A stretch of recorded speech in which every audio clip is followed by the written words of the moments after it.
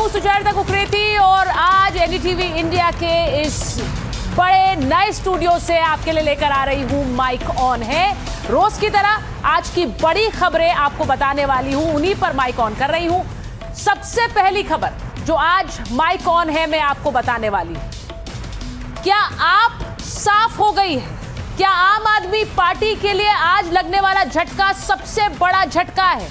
7 सांसदों की विदाई कैसे ले रही है आम आदमी पार्टी और अब पंजाब में क्या वही डर सता रहा है जो राज्यसभा में हुआ है? आज इसकी बात करने वाली। इसी के साथ आज आपको दिखाऊंगी कि दीदी दिल्ली जाने वाली है। चुनाव बंगाल में हो रहा है, फिर ममता दीदी दिल्ली जाने की बात क्यों कर रही हैं? दिल्ली में कौन सा मोर्चा खोलने वाली है ममता बनर्जी? आज ये भी आपको दिखाने वाली है। इसी के साथ आज आपको दिखाऊंगी बंगाल टू पंजाब होगा बदलाव। ये क्यों कह रही हूं? क्योंकि बंगाल में एक चुनाव हो रहा है जिसके बीच बीजेपी कह रही है वो सरकार बनाने वाली है। वहां पर क्या बदलाव होगा?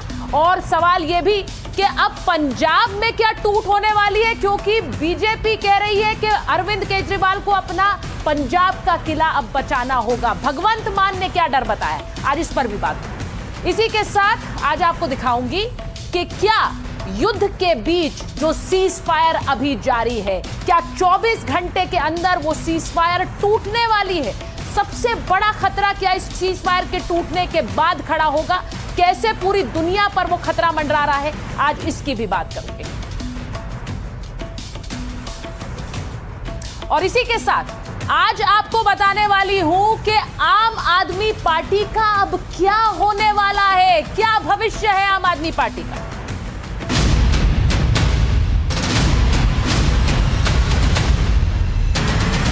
पिछले कुछ सालों से ये महसूस कर रहा था that I am the right man in the wrong party. आप भारतीय जनता पार्टी की गोदी में पहुंच गए। राघव चड्ढा उथे जल बोर्ड का चेयरमैन बनाया सी दिल्ली से जल बोर्ड का चेयरमैन, मतलब पंजाब च बिजली बोर्ड का चेयरमैन एक गल है। मैं आम आदमी पार्टी से दूर जा रहा हूं। पंजाब के साथ गद्दारी करने वाले जो ये लोग हैं, पंजाब के लोग इनको कभी माफ नहीं करेंगे।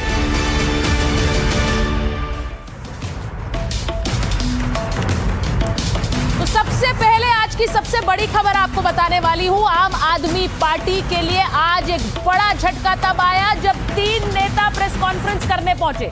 सबसे पहले वही तस्वीर आपको दिखाऊंगी। 3 नेता प्रेस कॉन्फ्रेंस करने पहुंचे। मेरे पीछे जो तस्वीर आप देख रहे हैं, राघव चड्ढा ठीक बीच में बैठे हैं। उनके एक तरफ संदीप पाठक है और दूसरी तरफ देखिए अशोक मित्तल है। अब ये 3 नेता प्रेस कॉन्फ्रेंस करने आए और तब तक किसी को कुछ नहीं पता था, लेकिन जैसे ही इन्होंने प्रेस कॉन्फ्रेंस की उसके बाद एक भूचाल सा आ गया दिल्ली की राजनीति में, क्योंकि राघव चड्ढा ने ऐलान कर दिया कि वो पार्टी छोड़ने वाले हैं और बीजेपी में शामिल होने वाले हैं। और थोड़ी देर बाद आ गई दूसरी तस्वीर, वो भी आपको दिखा देती हूँ। दूसरी तस्वीर जरा देख लीजिए। दूसरी तस्वीर ये आई जब राघव चड्ढा को बीजेपी के राष्ट्रीय अध्यक्ष नितिन नबीन गुलदस्ता थमा रहे थे और उन्हें मिठाई खिला रहे थे। तो बीजेपी में शामिल हो गए राघव चड्ढा, उनके साथ बाकी दोनों सांसद भी जिन्होंने प्रेस कॉन्फ्रेंस की। और इसी के साथ दिल्ली की राजनीति में आ गया बड़ा भूचाल, क्योंकि 7 सांसदों वाली चिट्ठी राघव चड्ढा ने सौंप दी राज्यसभा के उपसभापति को। तो बड़ी खबर क्या है? बड़ी खबर यह है कि आम आदमी पार्टी के 2/3 सांसद पार्टी छोड़ने का ऐलान कर चुके हैं और इस पर अब आम आदमी पार्टी बड़ा वार करने के बारे में सोच रही है। अब पूरी खबर आपको मैं बता देती हूं कि हुआ क्या है। बड़ी खबर यह है कि आम आदमी पार्टी के 10 राज्यसभा सांसदों में से 7 ने पार्टी छोड़ दी। पंजाब से राज्यसभा सांसद राघव चड्ढा ने ऐलान किया। राघव के साथ संदीप पाठक, अशोक मित्तल भी मौजूद थे। 7 राज्यसभा सांसदों के साथ होने का दावा किया। अब पार्टी छोड़ने के ऐलान के बाद बीजेपी मुख्यालय पहुंच गए राघव चड्ढा। संदीप पाठक, अशोक मित्तल भी बीजेपी में शामिल हो गए। ये पूरा घटनाक्रम इतनी जल्दी से घटा कि किसी को कुछ पता ही नहीं चला कि होने क्या वाला है। अब इसी के साथ साथ आपको यह भी बता दूं कि उन्होंने अपने तो जाने का ऐलान किया, लेकिन साथ साथ उन्होंने क्या कहा? उन्होंने कहा कि कुल 7 सांसद हैं जो जाने वाले हैं। तो आम आदमी पार्टी के राज्यसभा में कितने सांसद हैं? 10 सांसद, और उन 10 में से एक सांसद पार्टी छोड़ के जा रहा है। 7 सांसद कुल जा रहे हैं। राघव चड्ढा उसमें सबसे ऊपर है। राघव चड्ढा बीजेपी में शामिल भी हो गए हैं। इसी के साथ दूसरा नाम संदीप पाठक है, ये भी बीजेपी में शामिल हो चुके हैं। अशोक मित्तल जो प्रेस कॉन्फ्रेंस में साथ थे, ये भी बीजेपी में शामिल हो गए। लेकिन अभी जिन 4 और सांसदों के हस्ताक्षर उस चिट्ठी पे हैं, स्वाति मालीवाल, उन्होंने आप छोड़ी है लेकिन अभी वो सामने नहीं आई है। वहीं हरभजन सिंह आईपीएल में व्यस्त है, वो भी सामने नहीं आए हैं लेकिन पार्टी छोड़ दी है। राजेंद्र गुप्ता, इन्होंने भी पार्टी छोड़ दी है। ये वो 7 सांसद हैं, विक्रमजीत साहनी, जिन्होंने पार्टी छोड़ दी है। तो ये 7 सांसद अब आम आदमी पार्टी का साथ छोड़ चुके हैं और ये अब आम आदमी पार्टी में नहीं बल्कि बाकी 4 भी क्या बीजेपी में शामिल हो जाएंगे। आपको सुनवाते हैं राघव चड्ढा ने आज क्या कहा जब उन्होंने पार्टी छोड़ी। जिस आम आदमी पार्टी को मैंने अपने खून और पसीने से सींचा और अपनी जवानी के 15 साल दिए, वो आम आदमी पार्टी आज पूरी तरीके से अपने सिद्धांतों से, अपने मूल्यों से, अपने कोर मॉरल और वैल्यूज से भटक चुकी है। और अब ये पार्टी देश के लिए नहीं, देश के हित के लिए नहीं, बल्कि अपने पर्सनल फायदे के लिए काम कर रही है। इसलिए आज हम ये अनाउंस करते हैं, मैं ये अनाउंस करता हूं कि मैं आम आदमी पार्टी से दूर जा रहा हूं और जनता के पास जा रहा हूं। राज्यसभा में आम आदमी पार्टी के 10 सांसद हैं और 2/3 से ज्यादा सांसद इस मुहिम में हमारे साथ हैं। उन्होंने हस्ताक्षर भी कर दिए हैं और आज सुबह हमने चेयरमैन राज्यसभा को तमाम डॉक्यूमेंटेशन जो कागजी कार्रवाई होती है, सिग्नेचर वाली लेटर होती है, वो सबमिट कर दी है। 3 लोग तो आपके सामने बैठे हैं। इसके अतिरिक्त world class cricketer Harbhajan Singh हैं, राजेंद्र गुप्ता जी हैं, विक्रम साहनी जी हैं, स्वाति मालीवाल जी हैं। अब सबसे बड़ा सवाल यह है कि 2/3 सांसदों ने ही पार्टी क्यों छोड़ी? बार बार राघव चड्ढा 2/3 की ही बात क्यों कर रहे थे?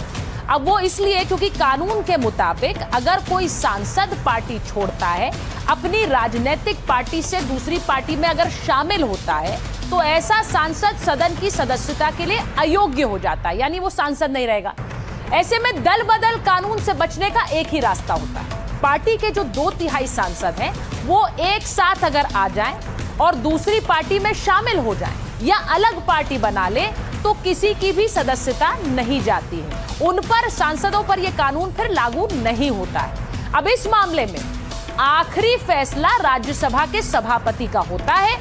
सभापति के पास सांसद को अयोग्य घोषित करने का भी अधिकार होता है। लेकिन ऐसे में राघव चड्ढा ने जब चिट्ठी सौंपी है तो उन्होंने 7 सांसदों के हस्ताक्षर वाली चिट्ठी सौंपी है, जिसका मतलब यह है कि ये हरभजन सिंह भी उनके साथ है, स्वाति मालीवाल भी उनके साथ है और कुल ये 7 सांसद हैं और इसीलिए ये इन पर एंटी डिफेक्शन लॉ यानी दल बदल कानून लागू नहीं होगा। तो आपने देखा संजय सिंह कितने आक्रामक थे और उसी दौरान अरविंद केजरीवाल का एक ट्वीट भी आ गया। उन्होंने सोशल मीडिया पर पोस्ट किया। उन्होंने कहा कि एक बार फिर से बीजेपी ने पंजाबियों के साथ एक छल किया है, उन्हें धक्का दे दिया है जैसा वो पहले से करते आए हैं। तो ये सीधा सीधा उन्होंने पंजाब और पंजाबियत पर ये पूरी लड़ाई ला दी और कहा कि पंजाब के साथ एक बार फिर से दगा हो रहा है। तो ये भी अरविंद केजरीवाल का बयान सामने आ गया। अब मैं आपको जरा बता देती हूं कि पंजाब के मुख्यमंत्री भगवंत मान इस लड़ाई में सामने आ गए और उन्होंने क्या कहा, जरा वो भी सुन लीजिए। पार्टी ਵੱਡੀ ਹੁੰਦੀ ਹੈ, ਸੰਗਠਨ ਵੱਡਾ ਹੁੰਦਾ, ਵਿਅਕਤੀ ਵੱਡਾ ਨਹੀਂ ਹੁੰਦਾ। ਇਹ 6-7 ਜਾਣੇ ਜਿਹੜੇ ਗਏ ਨੇ, ਇਹ ਪੰਜਾਬ ਨਹੀਂ ਹੈਗੇ, ਇਹ ਗਦਾਰ ਨੇ, ਪੰਜਾਬੀਆਂ ਦੇ ਗਦਾਰ ਨੇ। ਬੈਠਿਆਂ ਬਿਠਾਇਆਂ ਨੂੰ ਗੱਦੀਆਂ ਮਿਲ ਗਈਆਂ, ਵੋਟਾਂ ਤਾਂ ਮੰਗਣੀਆਂ ਨਹੀਂ ਪਈਆਂ ਜੀ, ਨਾ ਕਿਸੇ ਮੂਹਰੇ ਹੱਥ ਜੋੜਨੇ ਪਏ, ਨਾ ਗਲੀਆਂ ਜਾ ਕੇ ਲੋਕਾਂ ਦੇ ਮੁੱਦਿਆਂ ਦੀ ਗੱਲ ਕਰਨੀ ਪਈ। ਬਸ ਬਣੀ ਬਣਾਈ ਇੱਕ ਸੀਟ ਮਿਲ ਗਈ, ਚਲੋ ਜੀ ਉੱਥੇ ਰਾਜ ਸਭਾ 'ਚ, ਉੱਥੇ ਜਾ ਕੇ ਤਿਕੜਮਬਾਜ਼ੀਆਂ ਕਰਨ ਲੱਗ ਗਏ, ਯਾਰ ਮੈਨੂੰ ਲੈ ਲਓ ਮੈਨੂੰ ਲੈ ਲਓ। ਇਹ ਆਪਣੀ ਜਾਨ ਬਚਾਉਣ ਨੂੰ ਉੱਥੇ ਗਏ ਨੇ। ਹੋਣਾ ਇਹਨਾਂ ਦਾ ਉੱਧਰ ਵੀ ਕੱਖ ਨਹੀਂ, ਕਿਉਂਕਿ ਬੀਜੇਪੀ ਆ ਉਹ ਨਾ ਰੰਗ ਲਾ ਕੇ ਛੱਡ ਦਿੰਦੇ ਆ बस। अब आपको बताती हूं कि आम आदमी पार्टी में ये बड़ी टूट हुई क्यों है, इसकी इनसाइड स्टोरी आपको बताती हूं। क्योंकि आम आदमी पार्टी में जो कुछ हुआ है उसे लेकर, जैसा मैंने कहा, बंगाल से लेकर पंजाब तक एक भूचाल आया। अब आपको बताऊं कि कुछ समय पहले आपने राघव चड्ढा पर एक एक्शन लिया था। राघव चड्ढा पर एक्शन क्या लिया था? राघव को राज्यसभा के उपनेता पद से हटाया गया था। राघव केजरीवाल और पार्टी दोनों से दूर चल रहे थे, ये आपने काफी लंबे समय से देखा। पार्टी के एक्शन के बाद राघव तेजी से हरकत में आए। आम आदमी पार्टी के बाकी सांसदों से संपर्क साधना उन्होंने शुरू किया। अब दिल्ली चुनावों के बाद संदीप पाठक साइडलाइन थे, वो भी आपने देखा। संदीप पाठक को पार्टी में भविष्य नजर भी नहीं आ रहा था। उधर स्वाति मालेवाल आम आदमी पार्टी से पहले ही बगावत कर चुकी थी। राघव को तुरंत संदीप और स्वाति का साथ मिल गया। विक्रमजीत सिंह साहनी अशोक मित्तल से राघव की करीबी थी। दोनों को राघव चड्ढा ने ही केजरीवाल से मिलवाया था। अब राजेंद्र गुप्ता पिछले साल ही राज्यसभा सांसद बने। राजेंद्र ने भी सोच समझकर ऑफर स्वीकार कर लिया। हरभजन सिंह आम आदमी पार्टी में ज्यादा सक्रिय नहीं थे, आपने पिछले कुछ दिनों में कहां देखा उन्हें। हरभजन सिंह को भी बीजेपी से करीबी बेहतर लगी। बीजेपी में शामिल होने का अभियान 2 हफ्ते पहले शुरू हुआ और केजरीवाल ने आज 5 नाराज सांसदों को घर भी बुलाया था। सभी राज्यसभा सांसद अलग वजहों से नाराज थे। अब अरविंद केजरीवाल ने सांसदों को संदेश देने की कोशिश भी की। आपको कोई डर है तो पद से इस्तीफा दे दीजिए, अगले कार्यकाल में फिर से टिकट दिया जाएगा। ये तक बात अरविंद केजरीवाल ने सांसदों से कह दी। कल ही तय हो चुका था कि सभी सांसद पार्टी छोड़ देंगे, इसीलिए अरविंद केजरीवाल की इन बातों का कोई असर नहीं हुआ है। अब आपको ये बताऊं कि काफी समय से राघव चड्ढा नाराज थे और इस बात को लेकर हमने मनोज तिवारी से हमारे कार्यक्रम चक्रव्यूह में पहले पूछा था। अब उन्होंने क्या कहा था तभी संकेत दे दिए थे, जरा सुनिए। राघव चड्ढा के साथ क्या हो रहा है? राघव चड्ढा के साथ उनकी पार्टी वाले कुछ उनका राइट छीन लिए हैं। बीजेपी तो नहीं बुन रही कोई चक्रव्यूह उनके इर्द गिर्द? आ रहे हैं क्या पार्टी में? बीजेपी का इनके मुद्दे से कोई मतलब नहीं है। हाँ, जिस प्रकार से आज वीडियो देखा हमने राघव चड्ढा जी का, तो राघव चड्ढा जी बोल रहे हैं हम क्या कोई खामोश हैं, तो ये मत समझना। मैं बोलूँगा भैया खामोश मत रहो, बोलो। हम तो पहले से कह रहे हैं कि वो एक नेता हैं जो पहले दिल्ली लूटते थे, पंजाब लूट रहे हैं, उनकी तानाशाही अहंकार की बात बताओ। तो आपने सुना कि कैसे मनोज तिवारी ने कहा कि हम तो कब से कह रहे थे राघव चड्ढा को कि जो कुछ गलत हो रहा है उसके बारे में बोलिए, और आज राघव चड्ढा ने न सिर्फ बोला बल्कि बीजेपी ज्वाइन ही कर ली। अब सबसे बड़ा सवाल यह है कि क्या पंजाब में भी एक बड़ा खेल होने वाला है? क्या पंजाब के अंदर भी कोई बदलाव होने वाला है या टूट होने वाली है? ये मैं क्यों कह रही हूं, क्योंकि संकेत कुछ उसी तरह के भगवंत मान ने दे दिए हैं। जरा सुनिए कि पंजाब के मुख्यमंत्री और दिल्ली के बीजेपी अध्यक्ष क्या कह रहे हैं। ਅਕਸਰ ਮੈਂ ਪਹਿਲਾਂ ਵੀ ਕਹਿੰਦਾ ਹੁੰਦਾ ਸੀਗਾ ਕਿ ਇਹ ਜਿਹੜੀ ਬੀਜੇਪੀ ਹੈ ਇਹਦੀ ਪੰਜਾਬ ਨਾਲ ਬਿਲਕੁਲ ਬਣਦੀ ਨਹੀਂ, ਪੰਜਾਬੀਆਂ ਨਾਲ ਬਿਲਕੁਲ ਬਣਦੀ ਨਹੀਂ। ਇਹਨਾਂ ਨੇ ਕੋਸ਼ਿਸ਼ ਕੀਤੀ ਕਿ ਸਾਡੇ ਐਮਐਲਏ ਨੂੰ कोई ग्रुप बना के उन्होंने मानता दे दिए। राघव चड्ढा के इस निर्णय का मैं स्वागत करता हूं, लेकिन जिससे आप बड़ा झटका कह रहे हैं उससे बड़े के लिए तैयार रहिए, क्योंकि पंजाब में आम आदमी पार्टी का विनाश तय है। जिस तरह से दिल्ली को लूटने का इन्होंने षड्यंत्र रचाया था उसी तरह से पंजाब में कर रहे हैं। और पंजाब की जनता और पंजाब के नेता भी इस बात को समझ रहे हैं कि अरविंद केजरीवाल की पार्टी में सिर्फ व्यक्ति की पूजा चलती है। एक ही व्यक्ति के जूते भी चाटने, एक ही व्यक्ति के हाथ से जो आपको मिलेगा उसके रहमो करम पर रहना है। और जो आदमी थोड़ा सा भी समझदार होगा, जो आदमी पढ़ा लिखा होगा, जो देश या समाज के लिए कुछ करना चाहेगा, वो आम आदमी पार्टी में नहीं रह सकता।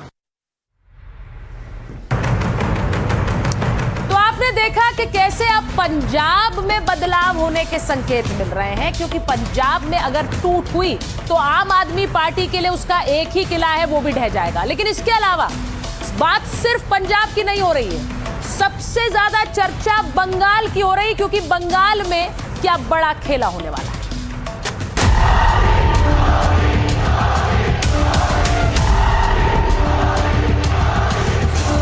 4 मई को बीजेपी की विजय का जश्न होगा। हमारा लड़ाई खाली बीजेपी का खिलाफ नहीं है, बंगाल को जलाने आया है। टीएमसी का हर काल जाने वाला है। बंगाल में से दीदी को टाटा बाय बाय कहने का टाइम आ गया।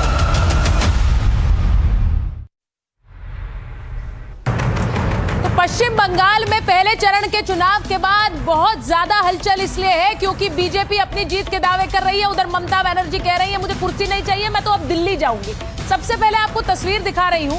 पश्चिम बंगाल में आज प्रधानमंत्री नरेंद्र मोदी कैसे हुगली में आज नौका सेवन करते हुए नजर आए। वो नाव पर सवार थे और देखिए कैसे उन्होंने वहां फोटोग्राफी की। प्रधानमंत्री ने बोट पर तस्वीर खींची भी और तस्वीर पूरे देश को दिखाई भी। ये तस्वीरें पश्चिम बंगाल से प्रधानमंत्री नरेंद्र मोदी की आई। उन्होंने न सिर्फ वहां पर बोट की सवारी की बल्कि जो बोट चलाने वाला नाविक था उससे भी मुलाकात की, उसे पैसे दिए। और ये देखिए वो तस्वीर, नाविक से मुलाकात की और उसके बाद जो लोग वहां पहुंचे हुए थे वो प्रधानमंत्री को मिलकर गदगद थे।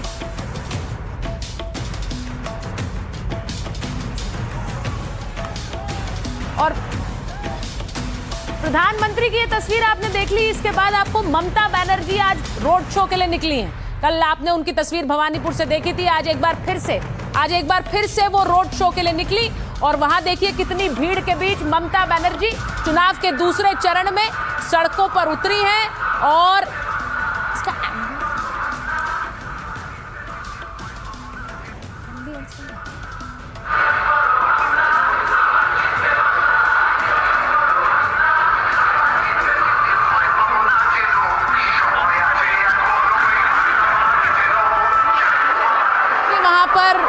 भवानीपुर पहुंची हैं और इस सब के बीच उन्होंने बड़ा दावा किया है। वो दावा भी आज आपको बताती हूं।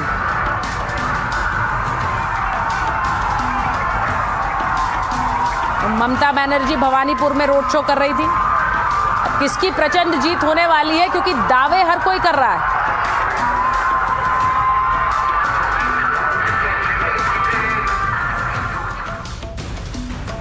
अब इस बम्पर वोटिंग में किसकी जीत होने वाली है? टीएमसी का दिया बुझने से पहले ही फड़फड़ा रहा है, ये प्रधानमंत्री नरेंद्र मोदी ने आज अपनी रैली में कहा। उन्होंने कहा 4 मई को नतीजे आने के बाद टीएमसी के गुंडों को बंगाल में छुपने की जगह भी नहीं मिलेगी। पिछले 15 सालों में टीएमसी ने सिर्फ बंगाल को लूटने का काम किया है। उन्होंने ये भी कहा कि तृणमूल कांग्रेस चुनाव हार नहीं सकती और बंगाल में हमारी जीत तय है। अब ये ममता बनर्जी कह रही, वो कह रही मुझे कुर्सी नहीं चाहिए, मैं बीजेपी का केंद्र की सत्ता से बाहर करना चाहती हूं। तो आज बड़ा दावा जो ममता बनर्जी ने कर दिया, उन्होंने कहा मुझे कुर्सी नहीं चाहिए, मैं दिल्ली जाऊंगी। बंगाल जीतने के बाद विपक्ष के साथ मिलकर दिल्ली की बागडोर संभालूंगी और बीजेपी को सत्ता से बाहर करूंगी। तो आज दिल्ली आने का मन बना लिया है ममता बनर्जी ने। वहीं राहुल गांधी ने कहा कि ममता बनर्जी की वजह से पश्चिम बंगाल में बीजेपी के लिए रास्ता खुल गया है और ममता राज्य में साफ सुथरी सरकार चलाती तो हालात कुछ और होते। तो ये सारे बयान राहुल गांधी के आए। उन्होंने कहा वोटों के ध्रुवीकरण के चलते पश्चिम बंगाल में बीजेपी को फायदा हुआ। अब राहुल गांधी जहां एक तरफ ये बयान दे रहे थे, बीजेपी कह रही है देखिए इन्होंने तो मान लिया है कि हमारी सरकार बन रही है। गृह मंत्री अमित शाह बहुत आक्रामक इस बंगाल चुनाव में रहे हैं। उन्होंने कहा बीजेपी बंगाल चुनाव के पहले चरण की 152 में से 110 सीटों पर जीत हासिल करने वाली है। वहीं उन्होंने कहा 4 मई के बाद रात में छोटी बच्ची भी बाहर निकलेगी तो गुंडा आंख उठाकर नहीं देख पाएगा। ये सारे जीत के दावे किए जा रहे हैं। बीजेपी की सरकार बनने के बाद भाई भतीजा टैक्स कोई नहीं वसूल पाएगा। तो ये अमित शाह कह रहे थे। और अधीर रंजन चौधरी ने क्या कहा, जो कांग्रेस के बड़े नेता हैं, उन्होंने कह दिया कि ममता बनर्जी को बंगाल में हुई बम्पर वोटिंग का नुकसान उठाना होगा। इस वोटिंग का सीधा मतलब यह है कि ममता से जनता गुस्से में है। और 4 मई के बाद की जो तस्वीर है उस पर हिमंता बिस्व शर्मा का भी बयान आया। उन्होंने कहा कि 4 मई के बाद टीएमसी के गुंडों को पड़ोसी देश भागना होगा, उनकी खैर नहीं है। जिन लोगों ने बीजेपी उम्मीदवारों पर हमला किया, सरकार बनने पर उन्हें सबक सिखाएंगे। तो ये हिमंता बिस्व शर्मा का बयान आया। अब आपको दिखाऊं कि गृह मंत्री अमित शाह बहुत आक्रामक है। उन्होंने रोड शो भी किया आज। और पिछले दिनों आपने देखा कि नरेंद्र मोदी कल हावड़ा में रोड शो कर रहे थे। आज अमित शाह नॉर्थ 24 परगना में रोड शो कर रहे थे और बीजेपी की महिला जो शक्ति है वो उनके साथ नजर आ रही थी। उन्होंने कहा कि महिला वोट बीजेपी के साथ ही होगा। ये तस्वीरें गृह मंत्री अमित शाह की हैं।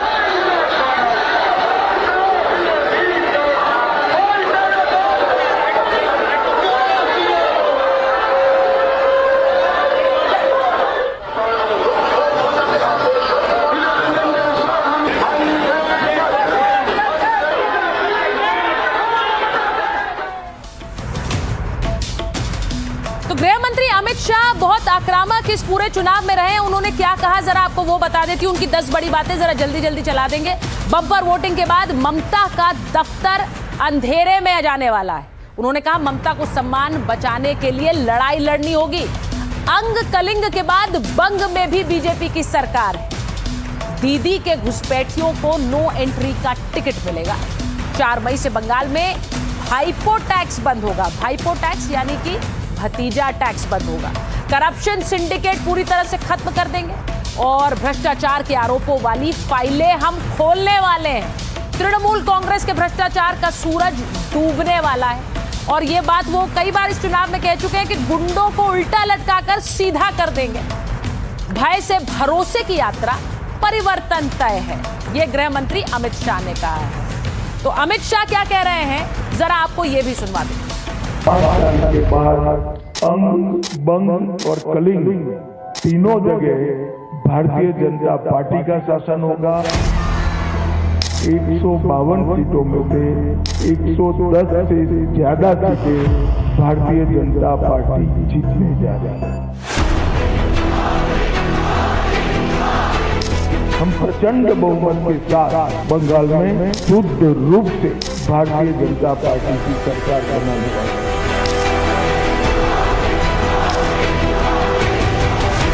दीदी बंगाल का अगला मुख्यमंत्री बंगाल में ही जन्म लेने वाला, बंगाली मीडियम में पढ़ा लिखा और बंगाली बोलने वाला होगा। इतना ही है कि आपका भतीजा नहीं होगा। 5 तारीख को भारतीय जनता पार्टी की सरकार बनने के बाद रात को 1 बजे भी छोटी सी बच्ची किशोरी स्कूटी लेकर निकलेगी, कोई गुंडा उसके सामने आंख उठाकर नहीं देगी।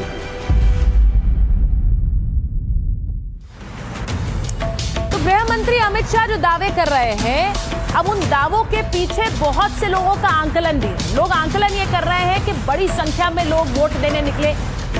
93% कम से कम बंगाल में वोटिंग हो गई और इसका सीधा मतलब क्या है? अगर 93% वोटिंग हुई है तो क्या बड़ी संख्या में मुसलमान घर से वोट निकले, देने के लिए निकले हैं? अब मैं आपको एक समीकरण बता रही हूं।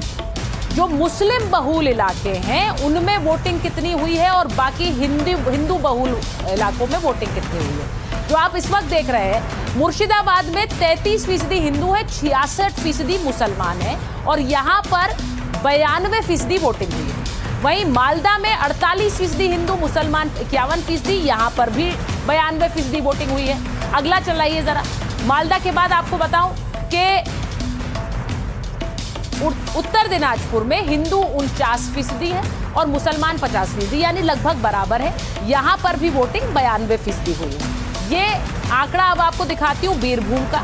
यहाँ हिंदू 62% है, मुसलमान 37% और यहाँ पर भी 93% वोटिंग हुई है। अब आप शिफ्ट देखिए, जिनमें हिंदू आबादी बहुत ज्यादा है और मुस्लिम आबादी कम है, यहाँ पर भी बम्पर वोटिंग हुई है। हिंदू 86% है पश्चिम मिदनापुर में और मुसलमान 10% है और यहाँ पर भी बम्पर वोटिंग हुई है।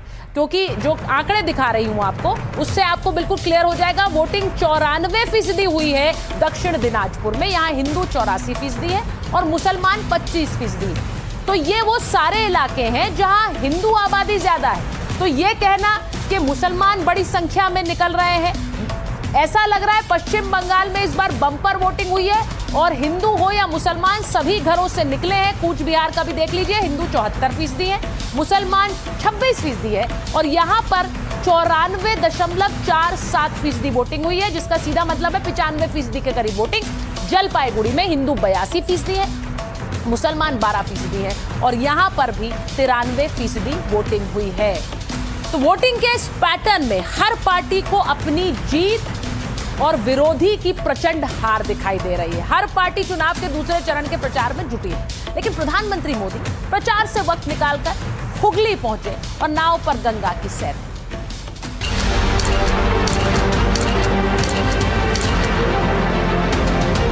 चुनाव सिर्फ मंचों और भाषणों से नहीं बल्कि भावनाओं और प्रतीकों से भी लड़े जाते हैं।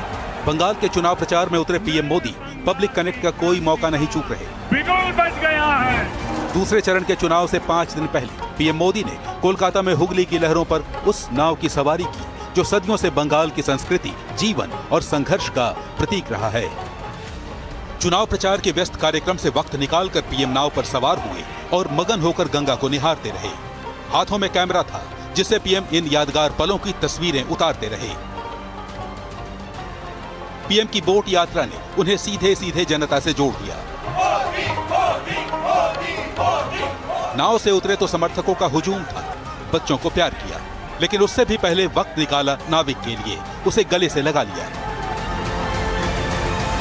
हमें अपना झालमुरी खिलाओ। इससे पहले प्रधानमंत्री ने 19 अप्रैल को बंगाल के झारग्राम में झालमुरी खाई थी।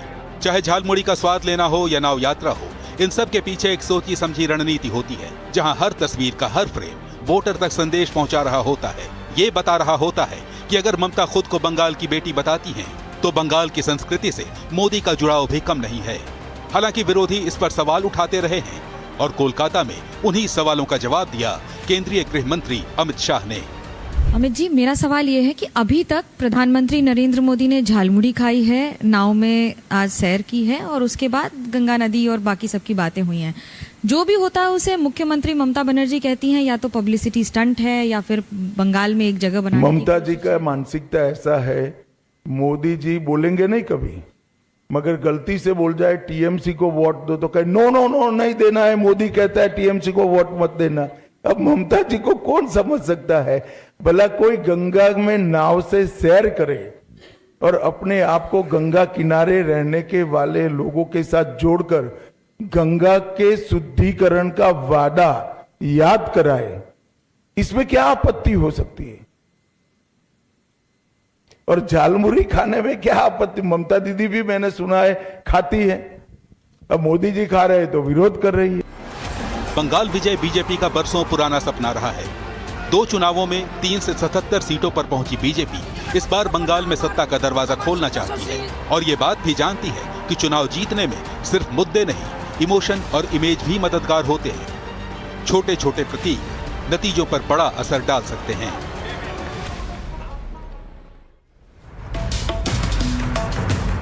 प्रधानमंत्री की तस्वीरें आपने देखी। अब मैं आपको यह भी बताऊं कि दोनों ही नेता ममता और नरेंद्र मोदी, ममता बनर्जी नरेंद्र मोदी, एक दूसरे पर बयान क्या दे रहे हैं। ममता बनर्जी कह रही है पद में कोई दिलचस्पी नहीं है, मुझे कुर्सी नहीं चाहिए, लेकिन प्रधानमंत्री ने कहा कि झुंझुलाहट उनकी बता रही है कि ईवीएम का करंट जोर से लगा है। अब ममता बनर्जी ने कहा कि मैं केंद्र में बीजेपी की सरकार का अंत चाहती हूं, लेकिन नरेंद्र मोदी ने कहा कि दीदी थक चुकी हैं, बंगाल को कट मनी नहीं स्पीड चाहिए, ये कह रहे हैं प्रधानमंत्री। वहीं ममता बनर्जी ने कहा बंगाल में जीतकर केंद्र में सरकार बनानी है, विपक्ष को साथ लाना है। प्रधानमंत्री नरेंद्र मोदी ने कहा कि दीदी के आतंक के किले पर लोगों ने बुलडोजर चला दिया है, इसीलिए वो दिल्ली भाग रही है क्या। ममता बनर्जी ने कहा वोटिंग बता रही है कि हम जीत रहे हैं, और प्रधानमंत्री ने कहा दीदी कहती हैं खेला होबे, मोदी कह रहा है सेवा होबे। तो ये सीधे बयान दोनों ही नेताओं के आए और इन बयानों से साफ है कि पश्चिम बंगाल में सीधे सीधे जंग बढ़ी है।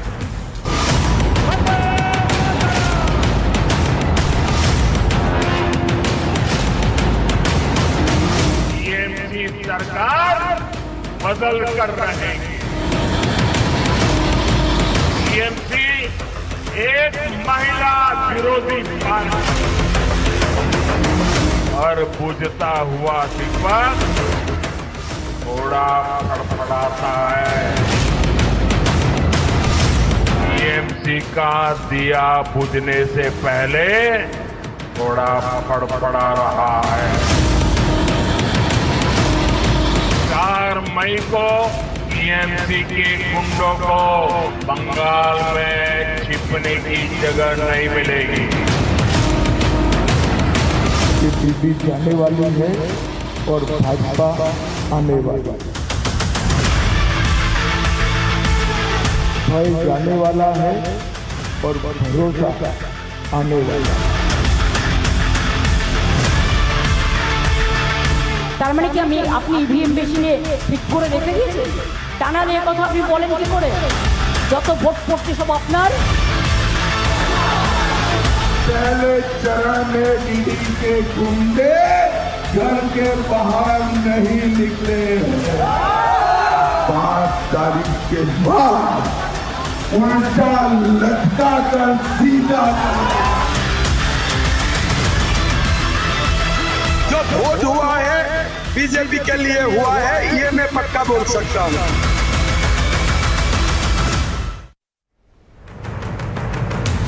तो आपने देखा कि कैसे पश्चिम बंगाल की जंग बड़ी हो रही है, लेकिन यहाँ एक और जंग फिर से शुरू होने वाली है, क्योंकि 24 घंटे में सीज फायर क्या टूटने वाला है। आज ये भी आपको बता दूं, क्योंकि दावा कुछ इसी तरह का किया जा रहा है। अगर ये सीज फायर टूट गया तो युद्ध और प्रचंड होगा। और मैं क्यों कह रही हूं कि सीज फायर टूटेगा, उसको लेकर आपको बताती हूं, क्योंकि वहां ईरान में जो बयान आ रहे हैं वो यही बताते हैं। ईरान का बयान आपको बताती हूं कि सीज फायर का दी एंड की बात मैं क्यों कह रही हूं, क्योंकि उधर ईरान में जो नेता हैं उन्होंने खुलकर सीज फायर खत्म करने की बात कर दी है। ईरान ने अमेरिका को 48 घंटे का अल्टीमेटम दे दिया है। फ्रोजन संपत्ति रिलीज नहीं की, यानी कि उनका जो पैसा जिस पर रोक लगाई गई है, तो वो कह रहे हैं हम सीज फायर तोड़ देंगे। ईरान के विदेश मंत्री अब्बास अराक्ची का यह बयान आया। वो कह रहे हैं ईरान की 11 लाख करोड़ की संपत्ति को रिलीज कीजिए। हॉर्मुज तब तक बंद रहेगा जब तक संपत्ति हमारी जारी नहीं होती, वो ये कह रहे हैं। इसी के साथ ठोस प्रस्ताव नहीं आया तो सीज फायर टूट सकता है। उन्होंने ये भी कहा कि ईरान की कुछ संपत्तियां विदेशों में जब्त हैं और इन रिपोर्ट्स के मुताबिक इन संपत्तियों को खोलने का प्रयास ईरान लगातार कर रहा है। अमेरिका के प्रतिबंधों की वजह से ये संपत्तियां फ्रीज हैं, यानी इन पर अब ईरान खुद ही क्लेम नहीं कर सकता। अमेरिका ने सालों से ईरान पर यह प्रतिबंध लगा रखे हैं और अब प्रतिबंधों की वजह से तेल से कमाए पैसे विदेशों में फंस गए हैं। विदेशी बैंकों में रखी रकम ईरान की सीधी पहुंच से दूर है। इन सब के चलते ईरान कह रहा है कि अगर आप इन संपत्तियों को रिलीज करेंगे तो ये बात आगे बढ़ेगी, वरना हम सीज फायर तोड़ देंगे। आपको सुनवाती हूं कि क्या कह रहे हैं अब्बास अराक्ची। ईरान की 11 ट्रिलियन डॉलर की जब्त संपत्ति जारी होने तक हॉर्मुज बंद रहेगा। अगर अगले 48 घंटों के अंदर कोई ठोस प्रस्ताव प्रस्तुत नहीं किया जाता है तो सीज फायर समाप्त हो सकता है।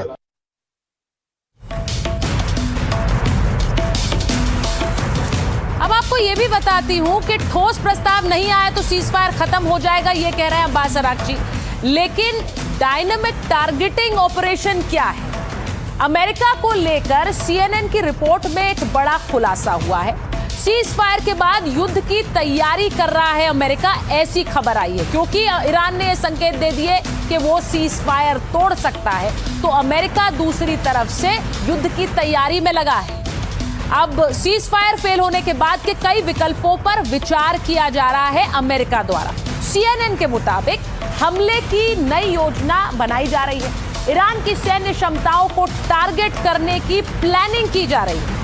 हॉर्मुज, अरब खाड़ी, ओमान की खाड़ी में हमले की योजना है। IRGC की फास्ट अटैक बोट्स अमेरिका के निशाने पर हैं। माइंस बिछाने वाले जहाजों पर भी हमला हो सकता है। तो अहम समुद्री मार्गों से ईरान का दबाव खत्म करना भी इसका मकसद है। ईरानी सैन्य नेताओं को निशाना बनाने पर भी विचार किया जा रहा है। तो शांति वार्ता में बाधा बनने वाले सैन्य नेता भी टारगेट पर है और रिपोर्ट्स के मुताबिक बड़े की हमले की तैयारी की जा रही है। इजराइल ईरान के खिलाफ युद्ध फिर से शुरू होने के लिए तैयार है। IDF रक्षा और हमले दोनों के लिए तैयार है और लक्ष्य निर्धारित कर लिए गए हैं। वो बस अमेरिका से हरी झंडी मिलने का इंतजार कर रहे हैं। सबसे पहले खामेनेई राजवंश का खात्मा करना, जो इजराइल के खिलाफ विनाशकारी योजनाओं का सूत्र रहा है। ईरान को अंधकार युग और पाषाण युग में ढकेलना, मुख्य ऊर्जा और बिजली सुविधाओं को नष्ट करना और राष्ट्रीय आर्थिक बुनियादी ढांचे को कुचल देना मकसद है।